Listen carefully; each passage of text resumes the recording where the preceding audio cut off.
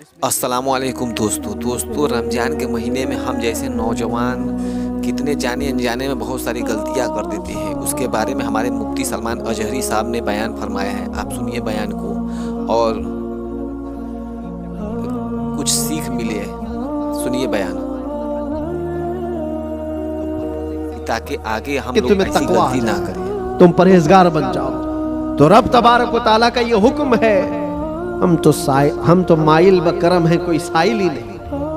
روز اس کی راتوں پر رب تعالیٰ ندا فرماتا ہے کوئی مجھ سے بخشش طلب کرے میں اسے معاف کروں. لیکن لوگ کہاں پر ہیں؟ بہت سارے حالات ایسے بگڑے ہوئے ہیں کہ تمہاری راتیں بخشش طلب کرنے کی تھی, تم کیرم بورڈ پہ بیٹھے ہوئے ہو, رات بھر بکرے لڑا رہے ہو, مرغے لڑا رہے ہو, چیس کھیل رہے ہو, کرکٹ کے فٹ بال کے گراؤنڈ سجائے جاتے ہیں. یہ رمضان اس کے لیے آتا ہے. افسوس ہے. میں تو کہتا ہوں بارے میں ہمارے مفتی سلمان اجہری صاحب نے بتایا. رمضان کو بیان سنیے, بہت کچھ نالج ملے گا سیکھنے کے لیے. لوگ تو ہمارے بزرگوں میں پہلے یہ ہوتا تھا. بزرگوں کا مطلب اولیاء کاملین کی بات نہیں کر رہا ہوں, گھر کے بڑوں کا بھی یہ حال تھا. اب تک بہت سارے گھروں میں رمضان کے آتے ہی ٹی وی پر پورا پردہ ڈال دیتے تھے, چادر اڑا دیتے تھے. بہت ساری چیزیں, رمضان آ گیا ہے گھر کی صفائی ہو جاتی تھی. رمضان آ گیا ہے کوئی ایسی چیزیں نہ رکھی جائے گھر کے اندر. بہت سارے اہتمام ہوتا تھا. اور تمہیں پتہ ہے اس کے احترام پر اللہ تبارک و تعالی جنت عطا فرماتا ہے. روزہ نہیں رکھنے والے بھی دن میں کسی کے سامنے کھاتے پیتے نہیں تھے احترام کی وجہ سے. روزے دار کو کوئی ہاتھ نہیں لگاتا تھا, مارتا نہیں تھا. یہ بزرگوں کی تعلیمات ہوتی تھی کہ نہ ہاتھ نہیں لگانا, مارنا نہیں, روزہ دار ہے. یہ سارا احترام کہاں چلا گیا؟ اس کی وجہ یہ ہے میرے عزیزوں کہ تم اگر اس رمضان کو بھی بے احترامی میں گزارو گے تو یہ رمضان کل قیامت کے دن تمہارے خلاف مقدمہ کرے گا اللہ کی بارگاہ میں کہ اللہ میں اس کے گھر گیا تھا مگر اس نے میری توہین کی ہے, میری اس نے بے حرمتی کی ہے. اور حضور پاک صلی اللہ علیہ وسلم فرماتے ہیں قیامت کے دن جس کے خلاف رمضان کھڑا ہو گیا اس کو دوزخ میں جانا ضروری ہو جائے. رمضان اگر کسی کے خلاف کھڑا ہو گیا اپنے خلاف رمضان کو کھڑے ہونے نہ دو, اپنی حمایت میں کھڑے ہونے دو. کل رمضان آئے قیامت کے دن اور تمہاری سفارش کرے کہ مولا یہ میری راتوں کو جاگتا تھا, یہ میرے دن کو تلاوت قرآن کرتا تھا, روزے رکھتا تھا, غربا اور مساکین میں خیرات کرتا تھا. تمہاری نیکیوں کی گواہی خود رمضان دے گا. اور حضور نے یہ بھی فرمایا کہ جس کے حق میں قرآن اور رمضان سفارش کر دے اس کا جنت میں جانا واجب ہے.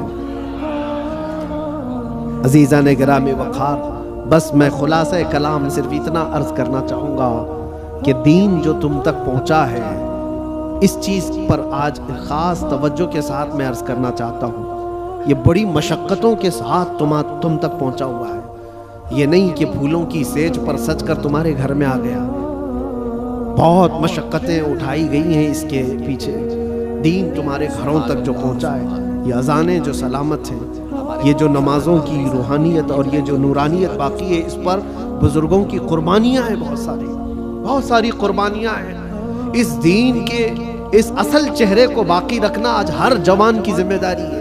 تم کیا سمجھتے ہو یہاں مائک پر بیٹھے ہوئے مولانا صاحب ان کی ذمہ داری ہے اسلام کی تبلیغ کرنا؟ بلکہ ہر مسلمان پر یہ ذمہ داری ہے وہ اپنے اخلاق و کردار سے اسلام کا ریپریزنٹیٹیو ہے. تمہاری ذمہ داری ہے اس کو صحیح سلامت بچا رکھنا اپنے گھروں میں. دوسرے کیا کیا کر رہے ہیں اس کی طرف ابھی چھوڑ دو, کیڑے ویسے ہی مر جائیں گے. موسم پر کیڑے آتے ہیں, ہوتا ہے نا, کوئی ایک موسم آتا ہے بارش سے پہلے بہت کیڑے دکھتے ہیں, کوئی علاج ہی نہیں ہوتا. کیا کیا جائے, ان کا علاج اتنا ہی ہوتا ہے موسم جائے تو ختم ہی ہوتے ہیں. ویسے ہی اسلام کے متعلق, قرآن کے متعلق, نبی پاک صلی اللہ علیہ وسلم کی ذات کے متعلق ہرزہ سرائی کرنے والے, دشمنی پیدا کرنے والے ہر زمانے میں آتے ہیں, لیکن ان کا ایک خاص موسم ہوتا ہے.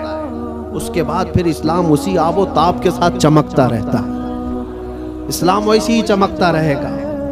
نہ اس کو چنگیز ہلا پایا, نہ اس کو ہلاکو ہلا پایا, نہ اس کو بڑے بڑے طاقتور ہلا پائے.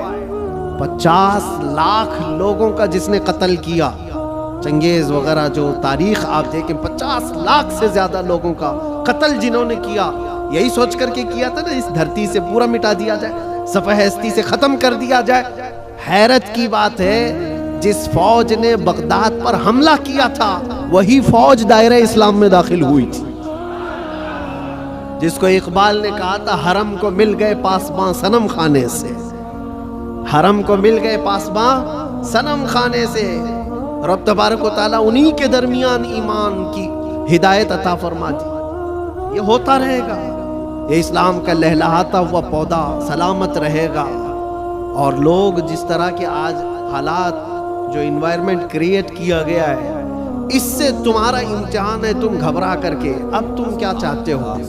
एक सवाल मैं करता हूँ, इस्लाम में हो तो इस बात पर तुम्हें कभी गिल्टी फील होता है? एक लाइक जरूर करके जाइए। कभी शर्म महसूस होती है? कभी शर्म महसूस होती है कि मैं मुसलमान हूँ? नहीं शर्म आती है तो फिर टोपी क्यों छुपाते हो? अगर शर्म नहीं आती है तो फिर दाढ़ी। दोस्तों, हमारे मुफ्ती सलमान अजहरी का बयान आपको कैसा लगा, जो कि हर एक मुसलमान को इस वीडियो को सुनना चाहिए। उम्मीद होगा कि ये वीडियो आप लोगों को बहुत अच्छा लगा होगा, तो इसीलिए हमारे चैनल को लाइक और सब्सक्राइब जरूर कीजिएगा, ताकि ऐसी ही वीडियो हम आगे लाते रहेंगे। तो अस्सलामु अलैकुम व रहमतुल्लाहि व बरकातुहू।